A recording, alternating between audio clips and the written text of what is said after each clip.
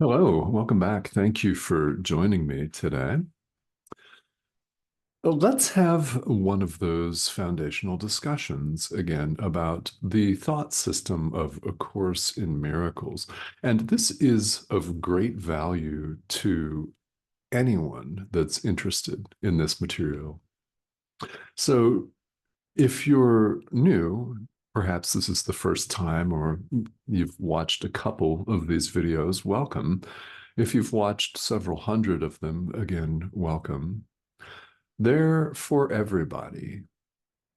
In each and every conversation, there is a message from our inner teacher. Now, when I refer to our inner teacher, what I mean is the Holy Spirit.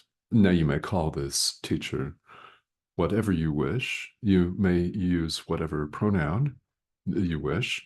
The Holy Spirit is technically an it, after all. It's not human.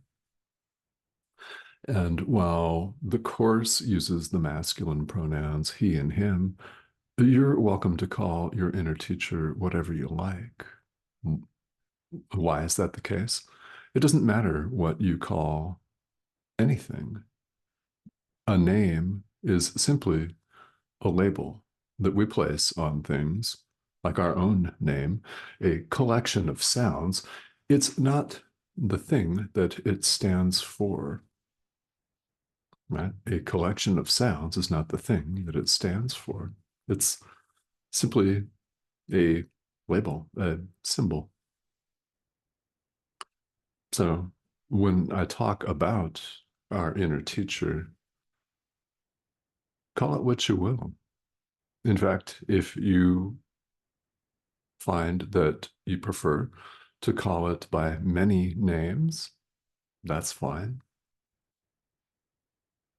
And it doesn't matter. This course is universal in theme, it's universal in application. It's designed and intended for anyone, anyone. Makes no difference what your background is, makes no difference where you come from in the world, makes no difference whether you're a man, woman, older, younger, middle-aged. Welcome.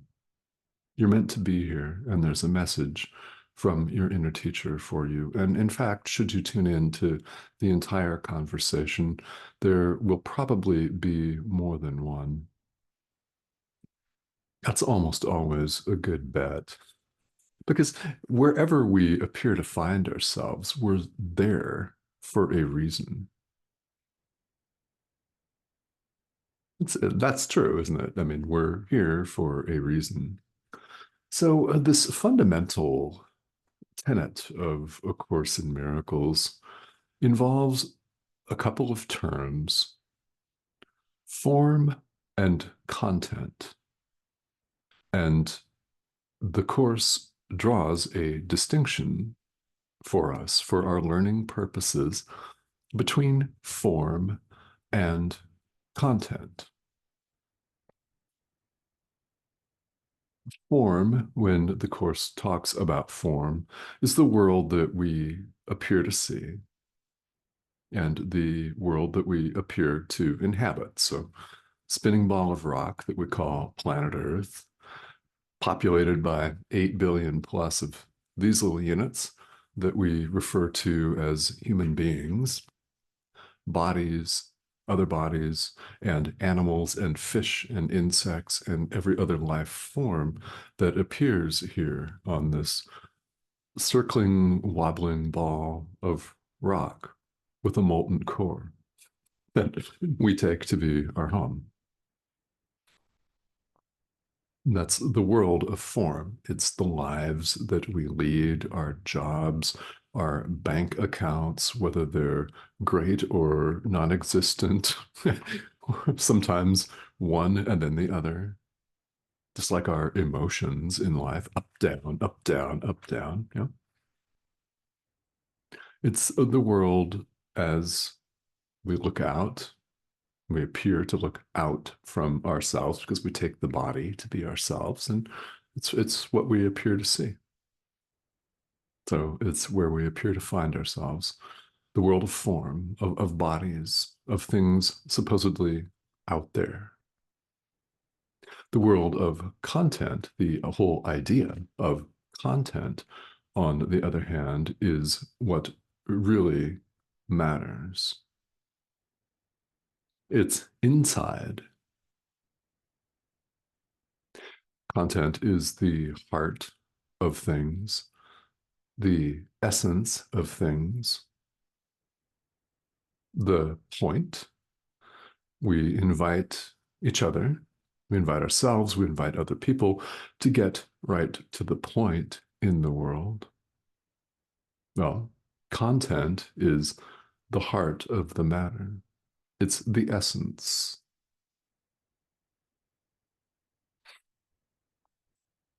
Form changes all of the time. The weather changes from moment to moment. The physical body changes from moment to moment. Years ago, this was solid black, for example. We can see many, many examples of that. There's change and transformation everywhere we look in the world of form. It changes. Content, the essence, truth, on the other hand, does not change at all.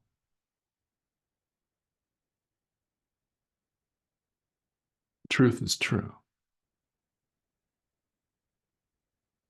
And it can be expressed in 8 billion ways that appear to be separate. That's form. Content is the essence, is the heart of the matter.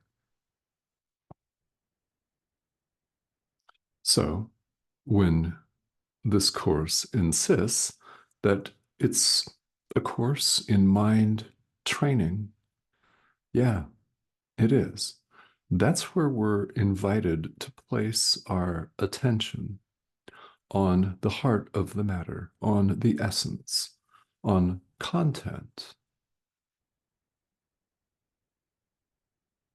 rather than form.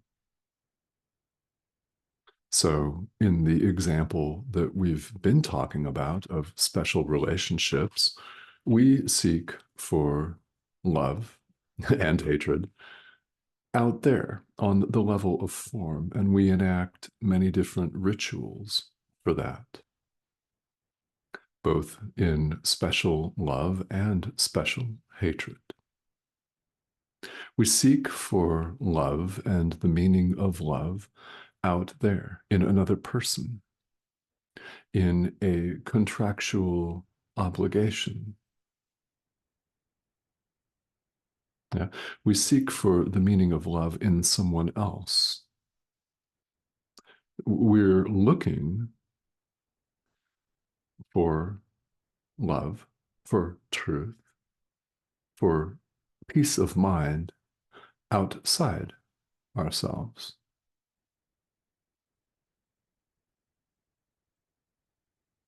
This course invites us to look within. So does all spirituality, by the way. That's what it's all about in content. At its heart, at the essence, is an internal shift from dark to light, setting aside the ego.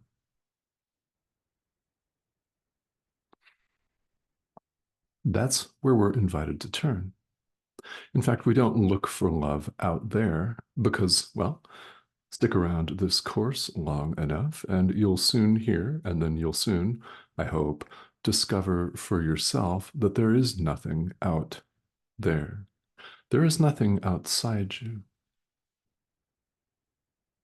That's why this course is a course in mind training. It's about our changing our mind. We go to work here in A Course in Miracles on content, on the mind, not affecting change on the level of form.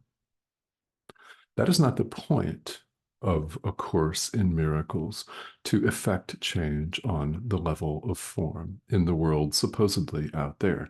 Now, can that happen as you change your mind? Yes, most certainly it can.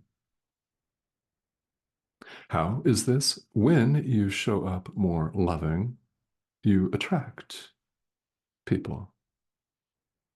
They feel better, perhaps more inspired, more energized, or calmer in your presence. Do they not? When you're more forgiving, the quality of all of your relationships improves. Granted, there is always the possibility of an outlier who sees your positive growth, transformation, and wants nothing to do with you. Well, that's, of course, that's not about you. It's about them. But the quality of everything is different. It improves as you forgive, as you extend love, and as you look for meaning in the right place. Everything that you appear to see out there can, in fact, change remarkably. However, that's not the point of this course. The point of this course is to set aside the ego and go home, in a manner of speaking. I say in a manner of speaking because we've actually never left our source. Oh, capital S, please. Mm? One of the most famous and often quoted ideas from A Course in Miracles is this: ideas leave not their source. We're known in this course as the thought of God, the extension of God. Like extends like. Thoughts remain, in other words, in the mind of the thinker. Where are you? Exactly. We've never left. And this world of form, of bodies, of individual self sustaining survival units is nothing more than a dream. The ego itself is nothing more than a dream. It has no power at all, yet we can choose to give it all the power it appears to have. We can choose to imbue the ego with all of the dominating meaning that it appears to have. And we can also withdraw our allegiance.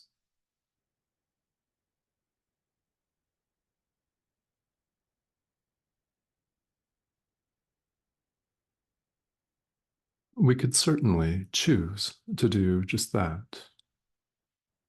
So throughout this course, Jesus is very clear and very intent on pointing out for our learning purposes this difference between form and content. It's emphasized throughout A Course in Miracles in many, many different places. And it's one of these foundational ideas that it's worth having a standalone conversation about as many times as we really find it necessary, to be perfectly honest.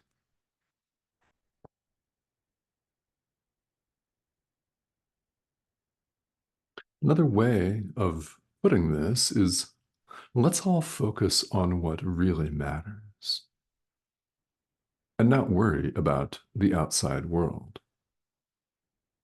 Let's change our mind. That is where the action lies. So, as a practical matter, I fully get it that this course may seem deeply challenging. In fact, it can seem like an affront. It can. It can. People can and do perceive the message of A Course in Miracles as an attack, a direct attack. Yes, the ego perceives everything as a direct attack.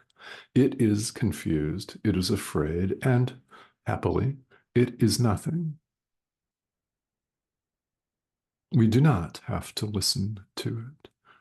Instead, we can choose to turn our attention to our inner teacher.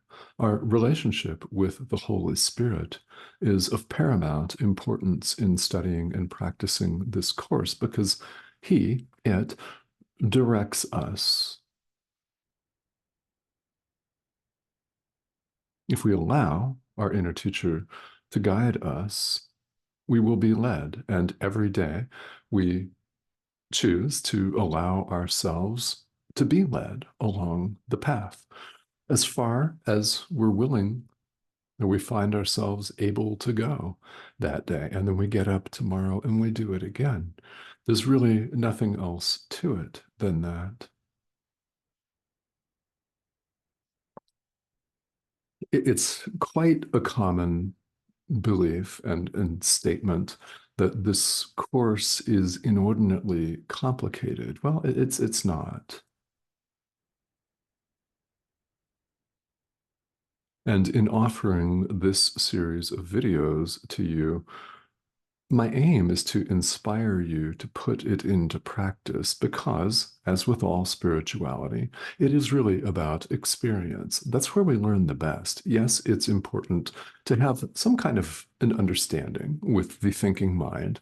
It is. It's important to have some kind of understanding of how this all works, but it's not required that we study it with philosophical precision and get it all with the intellectual, rational, supposedly rational thinking mind.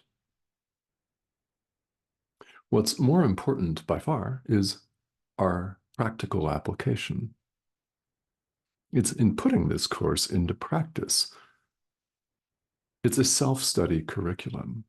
We study under the guidance of our inner teacher. We allow ourselves to be led as far as we're willing to go on a given day.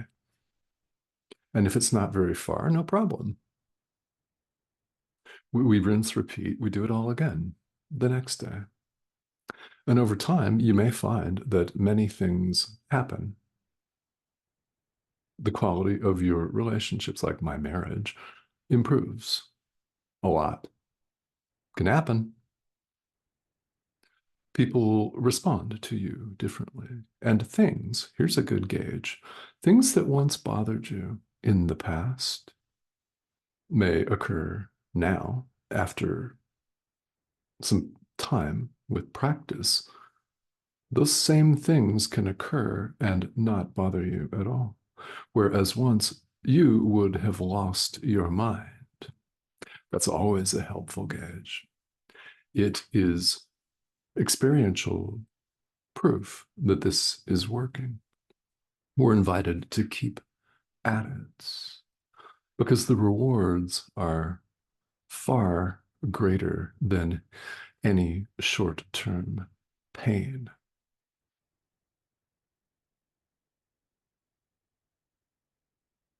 That's always going to be the case with spirituality. That's always going to be the case with this course, because if we're honest with ourselves, and we do study the course, we do put it into practical application, we do practice forgiveness, we do extend love to the Son of God.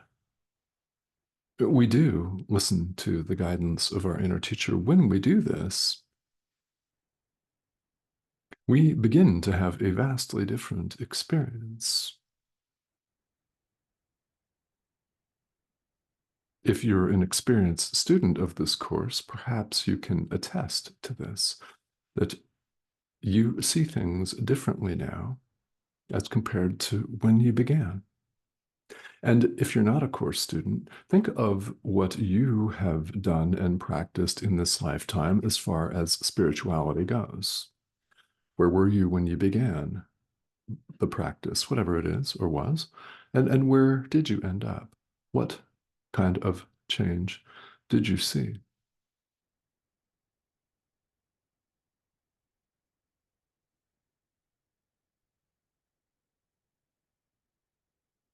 So, as a practical matter, my hope is that you're inspired to keep going, to put these ideas into practice, because this is the best way that we learn. Our experience shows us, it demonstrates to us that these ideas, which may seem so fanciful and bizarre in the abstract, are in fact true. There is no separation of any kind. The ego is nothing. There is only perfect oneness. Oh, and ideas leave not their source. Thought of God. Thank you. Also, along the lines of practicality, spirituality raises many questions. Of course, that's part of it. Should you have questions, please feel welcome to leave them right here. This comment thread on YouTube is open for any questions about spirituality or this course. Yeah, if I can help you in any way with that, with a particular question or something general, not a problem. I'm happy to help. So please feel free to ask questions if you have them. If you have not yet subscribed, I'd love to have you do that as well. So please go ahead and hit this arrow here, click that. You'll be prompted to subscribe and join us here. Several videos appear each week. And well, let's all take the message of our inner teacher, whatever that has turned out to be for you today. Let's take it to heart and pay attention. And we do very well. And it would be very kind of all of us to listen to the voice of our inner teacher and to do as suggested. All right, very well. Thank you so much. I'll see you soon.